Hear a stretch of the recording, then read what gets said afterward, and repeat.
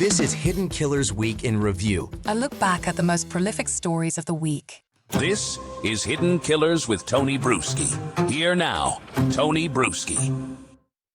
Let's talk about what happened. From what we understand now as the official story. Okay? That's what we're going to do. We're going to go through the timeline of events and the tragic death of Charlie Kirk, the assassination of Charlie Kirk. Now that the dust has settled a bit and the fog of war has lifted somewhat, let's go back through what happened leading up to that day and where things are right now.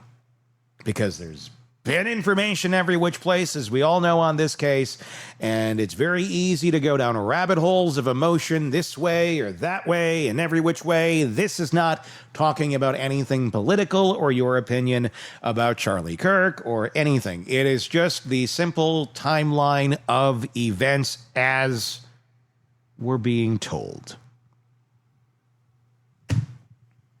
Yes, I did put that in air quotes. Because it is. That is what it is. It's not my opinion. This is just what is on the record. So let's go through what is on the record. It begins, as so many stories like this do, with a town that seems insulated from the chaos of the wider world. St. George, Utah is the place I'm talking about. It's a quiet Red Rock Canyon town, quiet neighborhoods, city where church steeples rise as reliably as the desert sun. It's the kind of setting people imagine when they think of safe, steady lives. But on September 10th of 2025, that illusion obviously cracked in the space of a single shot fired from a campus rooftop. The nationally known podcaster Charlie Kirk was killed, and two young men who had been living together in that quiet community were pulled into a story that has since echoed far beyond Utah's borders. Prosecutors say the shooter was 22-year-old Tyler Robinson. In charging documents, they outline a case built from digital traces, physical evidence, and a paper note left under a computer keyboard. They allege that Robinson had spent a bit over a week planning the attack on Kirk's speaking engagement at Utah Valley University. Text messages, forensic reports, and surveillance footage tell a story that is not just about crime, but about choices. People made in private that ended in public violence. The filings describe a young man who, according to his own mother, had become more vocal about his opposition to Kirk's views. Arguments at home had become sharper. Robinson's mother later told investigators she feared her son's rhetoric was hardening. Yet there was no outward sign that he was planning to act on it. No arrest history, no previous violence. And then in early September, something shifted. In private messages, Robinson referred to engraving bullets with meme-like phrases, as though combining deadly intent with a kind of online performance. That detail, prosecutors have said, is central to understanding how seriously he took the plan and how deliberately he carried it out. On the morning of September 10th, campus cameras at UVU recorded a man approaching from the north entrance. The footage showed a black T-shirt printed with an American flag, a baseball cap, large sunglasses, head tilted down. Investigators noted an off gait, a stiff right leg, as though concealing a long object beneath his clothing. At around 12:15 p.m., the same figure climbs a railing, drops onto a roof, and moves to a prone position. In that instant, what had been private talk became public action. A single shot rang out. Within minutes, the shooter is captured again on camera, this time running across the roof, climbs down, drops a long item, picks it up, and heads for the northeast edge of campus. Officers responding to the scene later find a bolt-action rifle wrapped in a towel in a wooded area. The weapon holds one spent round and 3 unfired cartridges. Forensic testing, according to the probable cause statement, matches Robinson's DNA to the trigger. Other parts of the rifle, the fired casing, 2 of the unfired cartridges, and the towel used to wrap it. On each cartridge are etched phrases, some absurd, some taunting. The prosecutors say link the ammunition to Robinson's digital chatter about engraving bullets. In a capital case, these kinds of tangible details, they kind of matter. They transform worlds into evidence. At roughly the same time the rifle is being recovered back in St. George, Robinson's roommate and romantic partner receives a cryptic message. Drop what you are doing, look under my keyboard. Under that keyboard, according to authorities, is a handwritten note. It reads, I had the opportunity to take out Charlie Kirk and I'm going to take it. The note, later photographed by police, becomes a central exhibit. In the texts that follow, the roommate presses for answers. Robinson replies that he's sorry. He claims police grabbed some old dude first, says he had planned to retrieve the rifle, but the area is locked down, and frets about leaving fingerprints. When asked how long he'd been planning it, he answers, a bit over a week. He references the bullet engravings as memes and then instructs the roommate to delete this exchange. In another message, he advises, if the police ask questions, ask for a lawyer and stay silent. In court, those lines underpin 2 separate witness tampering charges. In plain terms, prosecutors will argue that Robinson was not only committing a killing, but also trying in real time to erase its trail and coach a key witness. In cases of political violence, these communications can be as revealing as any physical clue because they show state of mind.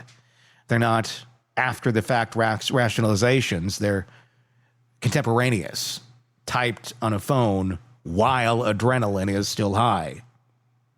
While that text exchange is unfolding, Robinson also posts on a private Discord server under the handle linked to him. The message is blunt. It was me at UVU yesterday. I'm surrendering through a sheriff friend in a few moments. Major outlets later verified the post's existence on Discord and confirms it is cooperating with investigators. This, too, became part of the state's timeline. And by the evening of September 11th, the case pivots. Robinson's mother recognized the surveillance image released by police and believes it looks like her son. She and her father contact him. A family friend, a retired deputy, agrees to help arrange a peaceful surrender. Robinson walks into a Washington County Sheriff's office with that friend and turns himself in. In public briefings, Sheriff Nate Brooksby calls it a negotiated handoff. He says Robinson feared being shot if a tactical team tried to arrest him at home. Instead, he's taken into custody without incident. In the eyes of prosecutors, however, the surrender does not erase what came before, obviously. By then, investigators have the note, the text, the rifle, and the DNA.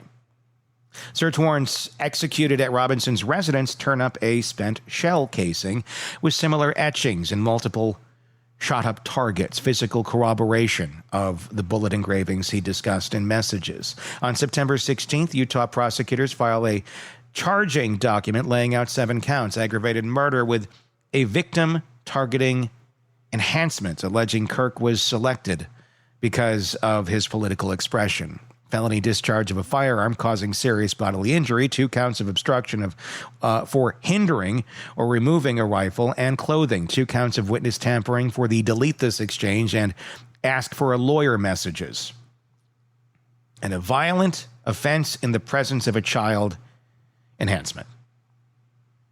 Noting that children under 14 were visible at the event. They threw everything they could at him, and rightfully so. They also flag their intent to seek the death penalty. In subsequent hearings, Robinson's defense team has asked for more time to process what they call substantial and voluminous discovery. They add 2 seasoned capital case specialists, Michael Burt and Richard Novak, signaling that they are preparing for a full death penalty defense posture. All of this is documented in court filings and reported by local and national outlets. And where is Lance Twiggs, the roommate whose messages and note now sit at the heat at the heart of this case, the filings refer only to the roommate, a biological male in a romantic relationship with Robinson, who provided the note and text. They do not name him. Media identified him as Lance Twiggs, and as of today, he is publicly characterized as a cooperating witness. And no charges have been announced. And in all reality, probably has nothing to do with this. Washington County sheriffs have said Twiggs was moved to a safe space, very far away from St. George, a phrase that aligns with standard protective steps for central witnesses in politically charged cases. Friends interviewed by reporters described him as quiet, intelligent, a straight-A student who once fell out with his conservative parents over religion and lived for a time with another family. That doesn't make you a murderer. It doesn't make you a conspirer to a murder. It makes him someone who his family didn't agree with, and he didn't agree with his family. That's pretty common if you haven't been living in this world. Families have fallouts. Families have differences, especially over things like this. None of it makes him a criminal. Okay? Until there is evidence showing he had something to do with this, which there has not been. And if you had something to do with it, would you be handing over everything to authorities and raising a flag going, I got this, guys, you probably want this? No, you probably wouldn't be. He's not accused of wrongdoing in the charging documents. The FBI, according to those same friends, has interviewed people in Twiggs' circle about the moments between Robinson's alleged confession and the first police contact. The narrow window, minutes, not hours, is likely to be the focus at trial. But on paper, as of now, Twiggs is a witness. He's not a suspect. Forensic and psychological insight helps make sense of why these details matter. In capital prosecutions, what the state must prove is not just who fired the weapon, but intent, planning, and aggravating factors. That's why the note under the keyboard, the etched cartridges, the Discord post, and the contemporaneous text to Twiggs appear in the charging narrative. They're not background color. They're the evidence prosecutors believe will show premeditation and a motive linked to the victim's political expression. In plain language, the state is building a picture of a young man who moved from online grievance to lethal action, narrating his own plan even as he carried it out. And yet, even as the evidence piles up, this remains a case about choices. Tyler Robinson's parents did not try to hide him. They reached out. They facilitated his surrender. The friend who drove him to the sheriff's office ensured it ended without another death. In a country where political violence, or in a country rather, where political violence often explodes without warning, those actions matter. They may be part of why this case, unlike so many others, did not become a larger tragedy. Today, Utah courts are preparing for a long, complex prosecution. Robinson is presumed innocent until proven guilty. I mean, he's on video. So, presume what you will. The state has announced its intent to seek the death penalty, but has not yet filed a formal notice. His defense team is gearing up with some of the nation's most experienced capital lawyers, and the roommate at the center of the story remains under protection out of public view. Thank God. And a community that once seemed far removed from political bloodshed is left to reconcile how a campus event in broad daylight turned into a national headline.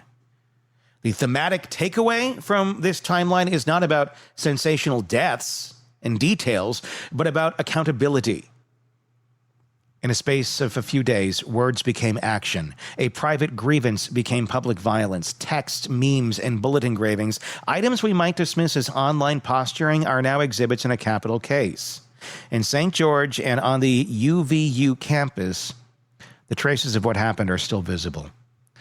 A townhouse with lights left on, Amazon packages at a door, a rooftop now sealed off.